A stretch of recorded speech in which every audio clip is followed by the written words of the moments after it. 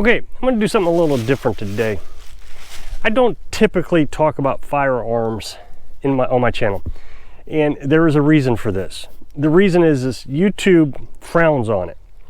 They allow firearm videos on the channel, but one little slip up and it could cost me dearly. Now, I know a lot of people, and I say people, these may be trolls, but I'm not too sure about that. I just saw a 34-minute video today of someone complaining about off-grid channels making money off YouTube. But YouTube is my job. It doesn't have to pay a lot. It doesn't pay a lot. I don't need a lot of money. So it kind of works for me. I can stay on the property, make a little bit of money. It's perfect. So losing my channel would be kind of a bad deal, be kind of like losing my job. Oh, you can't have a YouTube channel as your job. That's terrible. Get a real job. Well, I pay taxes, and in my opinion, I pay more taxes. I'm not going to get into the subject, but in my opinion, I pay more taxes than everybody else because you got self-employment tax. But again, not going to get into that subject because everybody's a tax pro. But I have a video out right now. I made, I don't know, 8-10 months ago, and it's been trending ever since. Gets a consistent 200 to 400 views every hour for the last few months, which is pretty fantastic. Most videos, they run for maybe a week and then nothing, they die.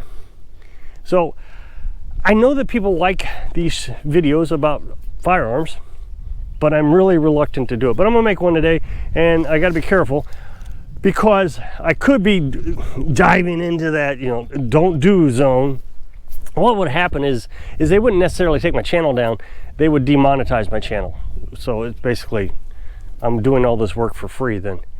So as you know, I carry a 22 SR22 Ruger pistol. Had this thing for 11 years now, maybe more than that. I think 2011, so 13 years I've had it. I get the camera down a little bit better. I'm not pointing it at myself, being very careful. When I went and get my concealed carry license, I had a 9mm. It was just too big for me. I'm not a big guy. I'm happy to admit it, not a big guy, and I'm quite comfortable with not being a big guy.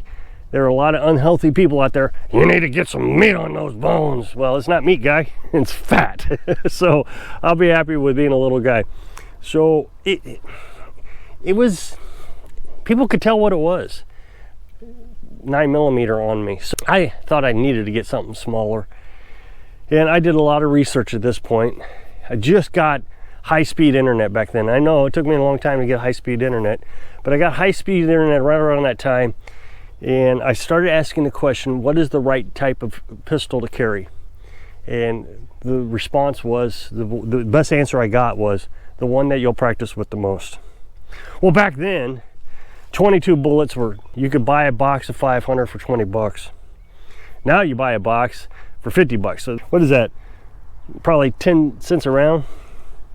So it's not too cheap to shoot anymore, but still a lot cheaper than the 9mm or anything else that you would carry.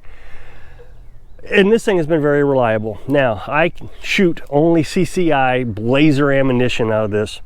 My ex-wife had one of these also, and that's what she shot out of it. It was very reliable, but you put anything else in it, at least when it was new, it would get jammed up. One way or another, something would jam it up. But since I started using Blazer, never had a problem with it. The reason I like having this around here is because of small predators with the chicken coop. Raccoons is the biggest problem. I've already ran across 2 rabid raccoons on this property just last year, I guess. And the first one was up by the house. So we had Skitty the cat up there. Somebody asked about the cat the other day. She's doing great. It's warm now, so she's out exploring. But the Skitty was outside, and the raccoon was, you can just tell there was something wrong with it. He would not scare. You just couldn't scare him away. He was a little bit aggressive. So Carolyn said, Rob. So I ran out on the porch, what it was, and I had no time to react. I would have rather went in and got my rifle, my 22 rifle, because it has a laser sight on it, And I'm quite a bit more accurate with it since I've got this blind eye now. So I got the laser sight on it, which I can acquire targets really quick with this. I have to use my left eye with this. It's not so bad. I've gotten pretty good at it. I've practiced a lot switching to my left eye, and it took some adjustment, but I got better at it. And I hit him on the first shot with this thing, so it saved a day. It did its job. So that's the type of self-defense that I am most concerned about, is things around here. To me, it's not about power, knockdown power. No, I just want the bad guy or the bad animal or the bad thing to stop doing what it's doing, which could be causing me harm. And look, the 22 is going to cause damage. You know, everybody says, you need a knockdown power, 22 just doesn't do it. A 22, I don't see anybody standing in line saying, I'll get shot by a 22. I just don't see it. So, no, it will make a person flinch and run the other way, if that's what you're looking for. But around here, granted, I carry it out in town also, but around here, this is exactly what I need. Just the other day, I've said this several times, I'm so proud of myself.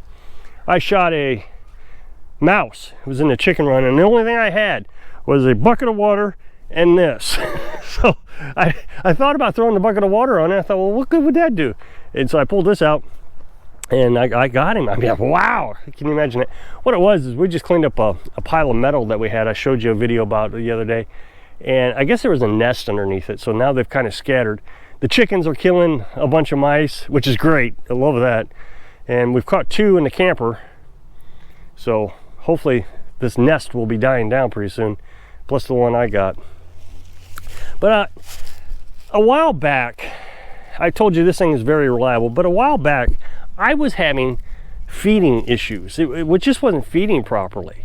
It would shoot, it would eject, but it wouldn't feed the next one. So that means the slide wasn't going all the way back. So I thought maybe I got a bad box of blazers, because I told you blazer was so good. So I bought another box, and same thing happened. I couldn't get through one magazine without it failing on me. Now, I try to keep my guns very clean, and back when I was doing this, I was cleaning them every 3 months. I'd get the solvent, that solvent you can buy at Walmart, the gun cleaning solvent, and I'd make sure everything was spick and span, got all the oil off of it, and then I put new oil on it. So every 3 months is all I would clean it.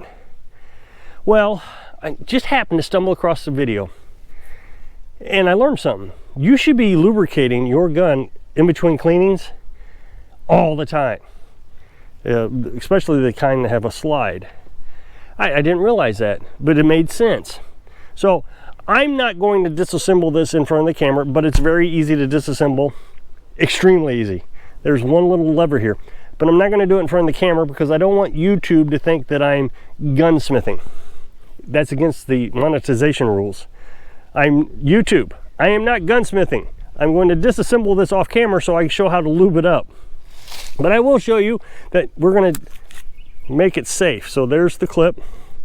And the one thing you want to do after you take out the clip, slide it back.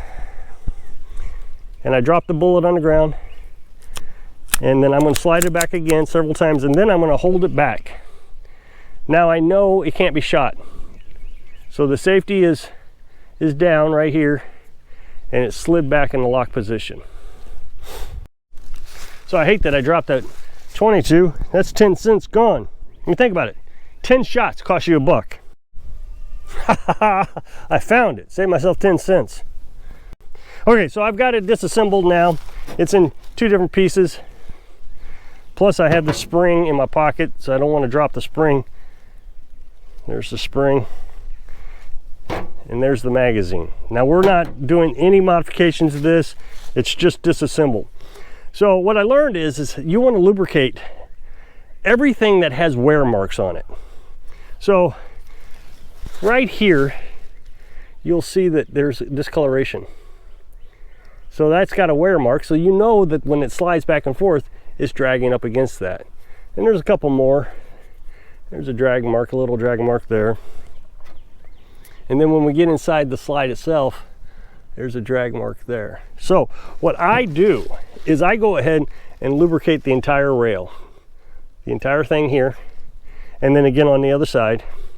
And then I bring the hammer back, and I noticed there was a little bit of rust in there, and I bet you that was what was hanging everything up, and it wouldn't cycle quite as well. So I kind of cleaned that out with a brush, and then I lube that up. So what I do is I saturate a rag. I put it in a bag so I never lose that well, it's cloth, it's cotton cloth that you buy in a gun kit. And I just slide it all around, dab it up real good, and then I take a cotton swab, a Q-tip, and then I kind of spread that out real good in all the little sliding areas. And then I also lube the outside of the barrel, and then underneath the barrel, because I figure it's not dragging, but it does slide the barrel across that. So just in case there's any dragging. So you just take some gun oil and you lube all that up. That's all you got to do. But I did notice that it was completely dry when the first time I did it. I never even paid attention to it before. When I was a kid, my grandfather told me to clean my guns all the time. If you shoot it, go clean it. And that was just been the rule of my life.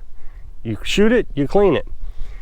But he always suggested that you clean it because it can rust, and you don't want your guns rusting. He was very particular about keeping the gun looking pretty, and I agree. I love pretty guns.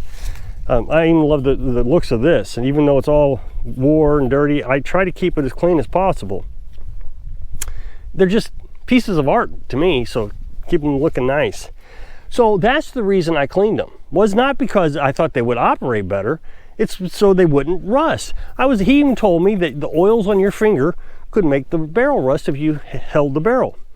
So every time we went out in the woods, especially if it was moist outside or raining, or you had to set the gun down to cross over a fence, whatever the case was, there was a chance for rust. So that's why, that my entire life I believed that.